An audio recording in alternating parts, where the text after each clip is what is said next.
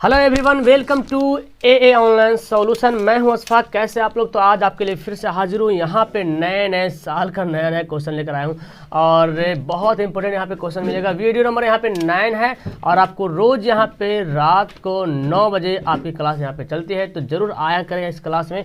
और मैथ का objective question यानी कि 1 नंबर वाला क्वेश्चन, 2 नंबर वाला क्वेश्चन आपको यहाँ पे क्लियर हो जाएगा। ठीक है, ऑब्जेक्टिव क्वेश्चन बोले तो बिना बनाए तो ऑब्जेक्टिव क्वेश्चन का आंसर तो नहीं हो पाएगा, है ना। तो इसलिए आपको यहाँ पे आना बहुत जरूरी है, बनाना जरूरी। चलिए स्टार्ट करते हैं। वीडियो को सोच लेकर आखिर तक देखना और नीचे कमेंट करते रहना अपना आंसर, या तो लास्ट में मुझे कमेंट करना कि जितना सवाल है टोटल में से कितना आंसर आया। ठीक है, तो चलो सबसे पहले सवाल यहाँ पे आपको देता हूँ मैं।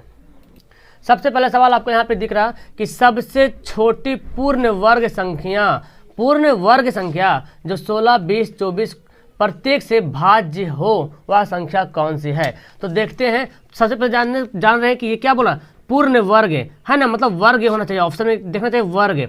क्या 240 किसी का वर्ग होता है? 240 तो वर्ग होता ही नहीं होता। ठीक है, 2400 किसी का वर्ग होता है? 2400 भी किसी का वर्ग नहीं होता है। हाँ, 1600 होता है, 36 होता है, क्योंकि 4 का होता है 16 और 00। अब देखते हैं क्या 16 से तो ये कट जाएगा जी, बिल्कुल। 20 से भी कट जाएगा, बिल्कुल कटेगा।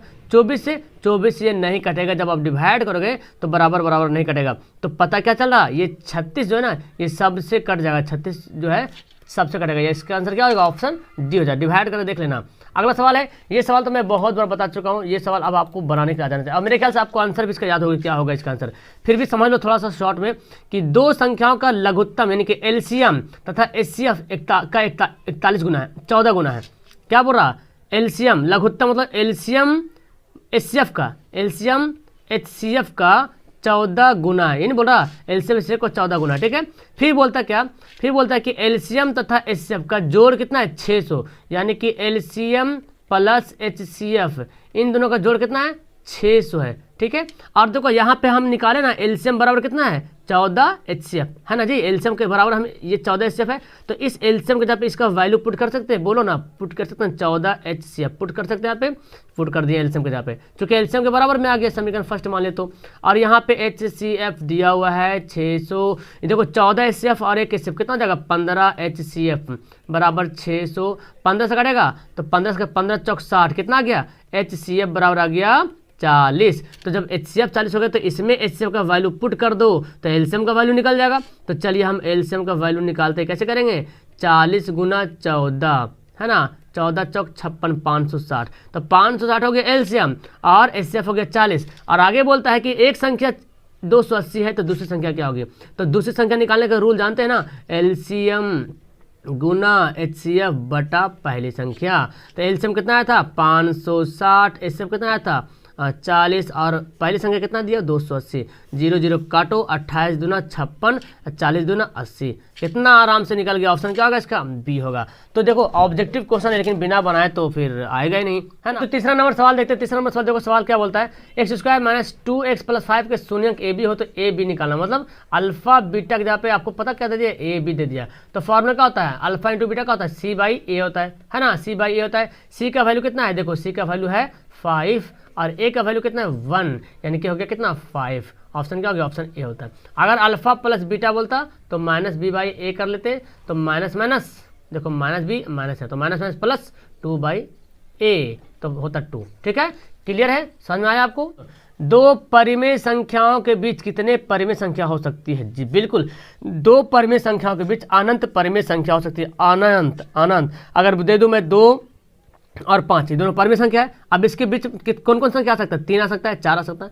इसके अलावा और भी आएगा ना, 2.2 भी तो आ सकता है, 2.3 आ सकता है, 2.1 भी आ सकता है, 2.5 आ सकता है, 3 भी कुछ आएगा, 4 भी कुछ आएगा। दुनिया भर का मतलब इतना आएगा कि आप गिन नहीं सकते हो। ठीक है, देखो किसी बारंबारता का बहुलक होता है। किसी भी बारंबारता का बहुलक क्या होता है? कम से कम बारंबारता वाला बहुलक। तो जानते हैं ना, जो सबसे अधिकतम से अधिकतम बारंबारता का मान, यानी कि अगर कोई दे दिया है बारंबारता दे दिया आपको और बारंबारता में आपको बहुलक पूछा जा रहा, तो कैसे बताएंगे आप? तो अधिकतम से अधिकतम जो बारंबारता होगा वही कहलाएगा बहुलक। यानी कि जिस तरह से अगर मान कि ये दे दिया, ठीक है, अब बोला कि इसमें बताइए कि बहुलक क्या है। तो देखिए 2 कितना बार? 3 बार रिपीट हो रहा। सबसे ज़्यादा कौन आ रहा? 2 आ रहा, तो इसका बहुलक वही कहलाएगा। ठीक है, चलिए ये बोलता है कि दूरी का बिंदु बताइए, दूरी मूल बिंदु से दूरी निकालना। ये सवाल तो जानते बनाने के लिए x square plus y square. बहुत से स्टूडेंट तो इतना बना लिए सवाल को ना, तो बस सवाल देखते हैं डायरेक्ट आंसर लगाते हैं। बिल्कुल, क्योंकि सवाल बहुत बार रिपीटेड हो चुका है। 2 दूना 4, 3 3 9, कितना आ गया 9 4 13, है ना जी। ऑप्शन इसका सी बिल्कुल सही आंसर है। ठीक है, चलिए बोलता है निम्न घटनाओं की प्रायिकता क्या होगी। और निम्न घटनाओं की प्रायिकता होती है निश्चित घटनाओं की घटना की प्रायिकता होती है। जो घटना निश्चित है कि 100% घटेगी, जैसे एक हेड है एक टेल है, अगर हम किसी सिक्कों को उछालते हैं तो हेड या टेल आने की संभावना होती है। ठीक है, तो इतना तो कंफर्म है कि हेड आएगी या तो टेल आएगी, इतना तो कंफर्म है, चाहे हेड आए चाहे टेल आए, है ना। तो अगर हम इसको निकालते हैं या इसको निकालते हैं तो 1 बाई हेड 1 बाई टेल, अब इसको जब हल करते हैं तो 1 आएगा। मतलब निश्चित है कि चाहे हेड या तो टेल, पक्का न पक्का, इसके अलावा तो कुछ आ ही नहीं सकता है। ठीक है, यानी कि निश्चित घटनाओं की प्रायिकता क्या होगी 1 होगी। देखो फॉर्मूला यहाँ पे 1 + tan स्क्वायर थीटा, जानते हैं ना 1 + tan स्क्वायर थीटा क्या होता है sec स्क्वायर थीटा, यानी कि इसका आंसर क्या हो गया ऑप्शन ए हो गया। ठीक है, हल्का हल्का सवाल यहाँ पे, आगे भी सवाल मिलेगा भी आपको। 1/√3 किसके बराबर होता है, तो 1/√3 पता है, 1/√3 जो होता है वो tan 30 डिग्री के बराबर होता है। अब 30 को हम ऐसे लिख सकते हैं tan पाई बाई कितना 60। अब पाई का वैल्यू कितना होता है 180/60, काटिए देखो 6 3 18 आया ना tan 30, मतलब पता क्या चल रहा है tan। और ऐसे भी देखो ना सब में sin cot cos लिखा हुआ है, तो बस tan देखो आंसर लगाओ। लेकिन हाँ जब tan लिखा रहे तो आपको थोड़ा सा ध्यान देना पड़ेगा। ये बोलता है क्या चित्र, मतलब यहाँ पे ये फिगर बना हुआ है, ऐसे दिया हुआ है, ये इस तरह से फिगर में, एक मिनट में फिगर से बनाता हूँ, ये है दिया हुआ है और ये केंद्र है, यहाँ से यहाँ गया और ये दिया हुआ है ऐसे और ये ऐसे। ठीक है, ये है ए बी सी। अब बोलता है बी ए सी 60 डिग्री, बी ए सी ये वाला है जो 60 डिग्री है, तो ओ बी सी निकालना है। ओ बी सी ये वाला कोण निकालना, ये वाला कोण ओ बी सी, इसका कोण निकालना। ठीक है, अब आप इतना बात तो जानते हैं कि जब जो किसी वृत्त के परिधि पर जो कोण बन रहा, उसके जीवा के द्वारा वृत्त के केंद्र पर बना कोण क्या होता है आधा होता है। तो मतलब ये आधा हो रहा, तो ये ओ कितना हो जाएगा, ओ हो जाएगा इसका दुगना 120 डिग्री। ठीक है, ये कितना हो गया 120 डिग्री हो गया, मतलब कि अगर इस ऐसे देखा जाए तो ये कोण कितना हो गया 120 डिग्री हो गया। ठीक है, अब आप जानते हैं ये यहाँ से यहाँ तक क्या है, ये वृत्त की त्रिज्या है। देखो ये वृत्त ये वाला ऐसे है, अगर कहते हैं यहाँ से यहाँ तक, तो ये क्या है वृत्त की त्रिज्या होती है ना जी, वृत्त की त्रिज्या। अब आप जानते हैं कि वृत्त की त्रिज्या क्या होती है समान होती है, किसी भी वृत्त की त्रिज्या समान होती है। तो जितना ये है उतना ये है। और आप ये फार्मूला पढ़े होंगे क्लास 9 में कि किसी त्रिभुज की 2 भुजाएं अगर बराबर हो तो उसके संगत कोण भी क्या होते हैं बराबर होते हैं। मतलब ये दोनों कोण आपस में क्या है बराबर है, ये दोनों कोण आपस में क्या है बराबर है। और ये भी जानते हैं कि त्रिभुज का तीनों कोण का जोड़ कितना होता है 180 डिग्री होता है। तो ये दोनों कोण जोड़ के बराबर हो रहा, मतलब कितना बचा 180 में से तो 120 यही ले लिया है, तो कितना बचा बोलो ना 80 बचा, है ना, सॉरी 60 बचा। 180 में से 120 खत्म हो गया, क्योंकि ये हो गया 120 खत्म, तो अब 60 तक यही दोनों 60 में बांटेगा, क्योंकि दोनों बराबर है। तो कितना बटेगा 30 डिग्री में बटेगा, 30 डिग्री, यानी कि इसका आंसर क्या हो जाएगा ऑप्शन डी हो जाएगा। ठीक है, 120 नहीं करेंगे, ये सवाल यहाँ पे यहाँ वाला बोल रहा था। अगर ओ बोलता ना, ओ बी ओ सी बोलता तो 120 होता, लेकिन ओ बी सी बोल रहा इधर वाला बोल रहा, या ओ सी बी बोलता तो भी 30 ही होता, ओ बी सी बोला तो भी 30 हो गया। अगर बी ओ सी बोलता ऊपर वाला बोलता तो होता 120। ठीक है, ये रूल याद रखिएगा। चलो बोलता है क्या कि 2 वृत्त संकेंद्रीय हो, मतलब क्या समझे, एक वृत्त यहाँ पे है एक वृत्त और यहाँ पे है और उसका केंद्र वही हो, ये थोड़ा बड़ा हो गया, दोनों वृत्त का केंद्र वही हो, संकेंद्रीय मतलब समान केंद्र वाला, जिनकी त्रिज्याएं 6 है और इनकी त्रिज्याएं हैं कितना 9। तो बोलता है केंद्रों के बीच की दूरी। अब बोलो यार छोटा वृत्त का भी केंद्र वही है, अब बड़ा वृत्त का भी केंद्र वही है, तो दोनों का केंद्र तो सेम है, तो दूरी कहाँ से निकलेगा, है ना जी। छोटी वृत्त की त्रिज्या वो भी वही केंद्र है, बड़ी वृत्त की त्रिज्या भी वही केंद्र बन रहा, तो इसकी दूरी कहाँ बनेगी 0 बनेगी, दूरी होगी ही नहीं। ठीक है, चलिए स्पर्श रेखा और वृत्त के उभयनिष्ठ बिंदु क्या कहलाते हैं। स्पर्श रेखा और वृत्त के उभयनिष्ठ बिंदु, यानी कि स्पर्श रेखा हम डालते हैं यहाँ पे, उभयनिष्ठ बिंदु मतलब यहाँ पे पॉइंट, उभयनिष्ठ मतलब एक स्पर्श रेखा को जिस बिंदु पे टच कर रहा ना, वो जिस बिंदु पर स्पर्श रेखा टच करे वो क्या कहलाते हैं, उसको बोलते हैं स्पर्श बिंदु। क्या बोलते हैं स्पर्श बिंदु बोलते हैं। ठीक है, चलो बोलता है 7 सेंटीमीटर त्रिज्या वाले वृत्त की परिधि, अरे वाह परिधि निकालने बोल रहा, तो परिधि का फॉर्मूला 2πr होता है, लेकिन हमको आर ज्ञात नहीं है। हाँ ज्ञात है, आर ज्ञात है, तो बस बैठा दो 2π का वैल्यू 22/7, आर का वैल्यू 7 7 कटेगा 22 दूना 44। अरे ऑप्शन तो यहाँ पे दी नहीं रहा है, ओ तो इसका तो ऑप्शन ही गायब है जी, ठीक है। तो इसका आंसर होगा 44, ठीक है। चलो हो सकता है ऑप्शन इनमें से कोई नहीं हो, हाँ नन ऑफ दिस, इनमें से कोई नहीं, ठीक है। मेरे ख्याल से ये तो इजी सवाल बना लिए होंगे, ऑप्शन दे दिया, छोड़ो कोई दिक्कत नहीं। 10 मीटर लंबी एक सीढ़ी को दीवार पर टिकाने पर भूमि से 8 मीटर की ऊंचाई पर खड़ी खिड़की तक जाती है, तो दीवार के आधार से निचले सीढ़ी की दूरी निकालिए। 10 मीटर लंबी सीढ़ी, दीवार है ऐसे, ठीक है, 10 मीटर लंबी सीढ़ी ऐसे होगा, 10 मीटर लंबी सीढ़ी है, ठीक है। भूमि से टिकाने पर भूमि से 8 मीटर ऊंचाई पर स्थित खिड़की तक जाती है, मतलब यहाँ तक जाती है खिड़की, यहाँ पे, ठीक है। तो दीवार के आधार ये है कि निचले सिरे की दूरी, निचले सिरे कौन, ये वाला है, तो ये 8 हो गया, ये दूरी निकालने बोल रहा, तो ये 10 है, ये 8 है। आप कुछ का tan थीटा बाई थीटा मत लगाओ, लेकिन इतना तुम जानो कि ये क्या दिया हुआ है, पाइथागोरस का प्रमेय दिया होगा, नहीं पाइथागोरस प्रमेय, तो ये क्या है, कर्ण है, 10 क्या है कर्ण है, और 8 जो क्या है लंब है, तो आधार तो 6 ही होगा, और नहीं तो बैठा लो, बैठा करके देख लो, आंसर आएगा वही 6, ठीक है। चलो अगला सवाल पढ़ते हैं। देखो ये बोलता है ABCD में DEBC समांतर है, ये वाला देखो ABC, ठीक है, DE, ओके। तो ये बोलता कि DE जो है समांतर BC, देखो DE जो BC क्या है समांतर है। फिर बोलता कि AD बटा DB, मतलब AD बटा DB, आप जानते हैं जब ये किसी त्रिभुज की किसी भुजा के समांतर एक भुजा खींची जाती है तो AD बटा DB और AE बटा EC अनुपात के बराबर होता है, ठीक है। तो AD कितना दिया हुआ है 5/3 और ये AE बाई EC, तो ये तो निकालने बोला है AE बाई EC, मतलब AE बाई AC बोल रहा, सॉरी AE बाई AC बोल रहा, ओहो यहाँ पे घुमा के दिया है कस के, रुको मैं बनाता हूँ अभी तुरंत। ओके तो देखो इसको ऐसे समझो, मैं ध्यान नहीं दे पाया, AE बाई EC समझ लिया। अब देखो ABC, ठीक है, ये हो गया हमारा, ये DE, ये दिया कितना, AD दिया है 5 और DB दिया है 3, ठीक है। तो पूछ रहा है AE बाई AC, तो ठीक है निकाल लो ना और जोड़ देंगे, है ना। तो आप वैसे भी निकाल सकते हो जैसे मैं निकाल रहा था। चलो AD बटे DB बराबर AE बटे क्या करेंगे EC कर लेते हैं, फिलहाल इसी के अनुसार कर लेते हैं, ठीक है, इसी के अनुसार कर लेते हैं। फिर जैसे बोलता है वैसे कर लेंगे, AE देखो AE बटे EC कर लिया, AD बटे DB कितना दिया 5/3 दे दिया, और AE बटे EC जो है कितना आया, चूंकि ये दोनों बराबर हो गया, मतलब कि ये 5 और ये भी 3, ये 5 ये 3।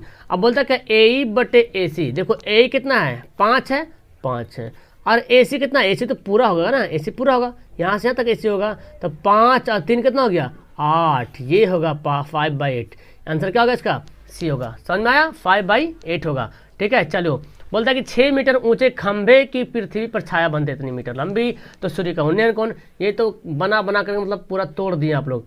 ये है जी 6 मीटर ऊंची खंभे है, ठीक है, और छाया कहाँ बनता है, छाया तो बनेगा जमीन में, इतनी मीटर लंबी जो है छाया बनती है। तो बोलता है उन्नयन को निकाल लीजिए, tan थीटा बराबर क्या होता है लंब बटा आधार 6/2√3, काटा पीटी करो 2 तिया 6, यानी कि 3/√3। आप 3 को कैसे लिख सकते हो, √3 गुना √3 लिख सकते हो 3 को, क्योंकि √3 को √3 गुना करते हो 3 आता है, और ये नीचे 3, ये दोनों कटा तो क्या बचा √3। और आप जानते हैं जी, जानते हैं यहाँ पे क्या कि √3 जो होता है वो tan 60 डिग्री के बराबर होता है। तो ये tan खत्म, तो थीटा बराबर 60 डिग्री। कितना आंसर हो गया ऑप्शन इसका A हो गया, ठीक है। चलो अगला बोलता क्या, एक उदग्र रेखा स्तंभ की ऊंचाई 7√3 मीटर है, इसके छाया की लंबाई 21 मीटर है, प्रकाश स्रोत का उन्नयन कोण। बुद्धू जो रहेगा ना, बस खाली क्लास आके यहाँ पे अटेंड करेगा, सब सीख जाएगा, ये सब हाइट एंड डिस्टेंस जिसको डर लगता है सब सीख जाएगा। बोलता क्या, उदग्र स्तंभ की ऊंचाई, देखो ऊंचाई बोला तो ऐसे रहेगा, ऊंचा ही रहेगा, इसकी छाया की लंबाई 21 मीटर छाया की लंबाई है, तो कोण निकालना है, यही फॉर्मूला निकालना है। tan बराबर क्या होता है लंब बटा आधार कितना 21, 7 अब देखो अभी उल्टा दे दिया है √3, इस 3 को हम कैसे लिख सकते हैं, √3 गुना √3 लिख सकते हैं ना, चूंकि √3 को √3 गुना करेंगे 3 होता है, ये दोनों खल्लास, क्या बचा 1/√3। अब आप मुझे बताओ 1/√3 किसके बराबर होता है, tan के रिस्पेक्ट में लाना है, ठीक है। तो ये होता है tan 23 डिग्री, तो ये tan और ये tan कट जाएगा, तो थीटा बराबर क्या बचेगा 23 डिग्री, कितना होगा, है ना। ये सवाल, ये सब सवाल आपको एग्जाम में आने वाला है, टेंशन मत लो, बस खाली बनाओ। ये सवाल देखो जी, ये सवाल क्या बोलता है कि साइन 77 डिग्री बराबर एक्स, तो कॉस 77 का वैल्यू क्या होगा। इजी सवाल है। तो कॉस 77 का वैल्यू क्या होता है, कॉस थीटा बराबर क्या होता है, अब यहाँ पे ले लो कॉस 77, कॉस बराबर क्या होगा 1 माइनस साइन स्क्वायर थीटा, और थीटा कितना है 77 हो गया। अब इसका वैल्यू दिया हुआ है, क्या दिया हुआ है एक्स, तो हम लिख देते 1 माइनस एक्स का स्क्वायर, देखो है ऑप्शन में 1 माइनस एक्स का स्क्वायर। क्लियर है।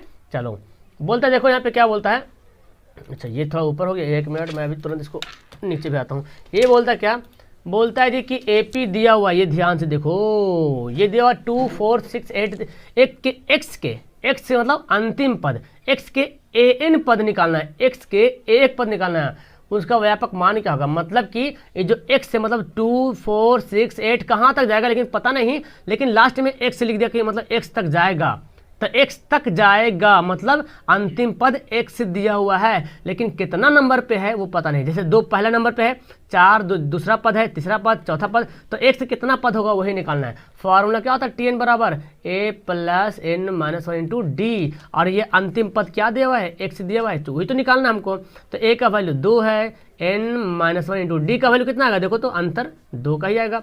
तो बना लो x से बराबर कैसे निकालेंगे, 2 प्लस n 2n गुना करेंगे 2n माइनस 2, दोनों खत्म, तो x बराबर कितना आ गया 2n, आ गया ना आंसर, दिख रहा है इसका, वेरी गुड, इसका आंसर क्या हो गया 2n। क्लियर है जी। आप लोग भी कॉपी कलम निकाल के बनाया करो। देखो ये सवाल, देखो सवाल कितना मज़ेदार का सवाल यहाँ पे दिया हुआ है, इसको मैं भेजाता हूँ नीचे और ये आपको दिखेगा बहुत अच्छे तरीके से।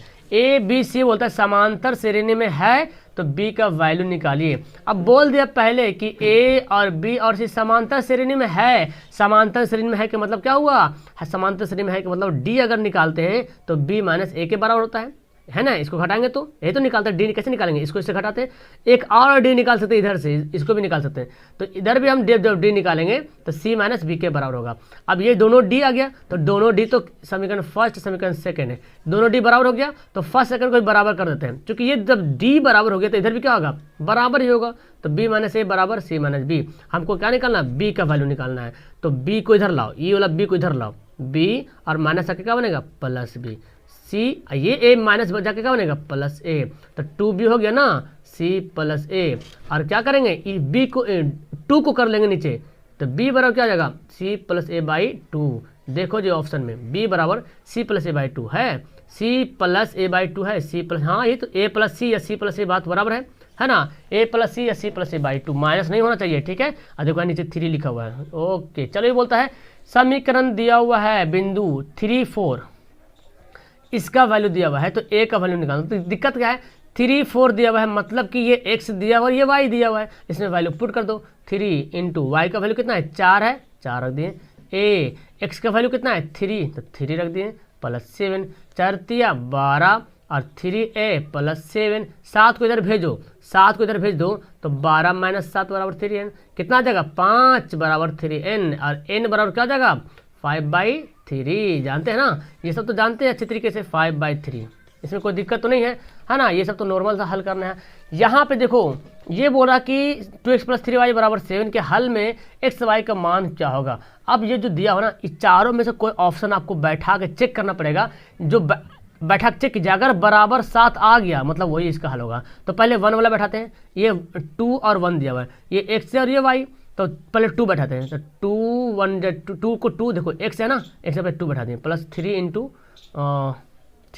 इंटू क्या है y यहाँ पे 1 है, तो 2 दूना 4, 3 एकम 3, लीजिए पहले ही बार में लगा दिए छक्का, यानी आंसर क्या हो गया ए। कभी तो ये बैठा के देखो, कभी आएगा ही नहीं, आएगा ही नहीं, ऑप्शन 7 आएगा नहीं। जब इसको हल कर देखो कितना है 7 आया, और यहाँ बोलता है 7 के बराबर है, और जब इसमें वैल्यू बैठाए तो भी 7 आ रहा, मतलब कि यही आंसर होने वाला है।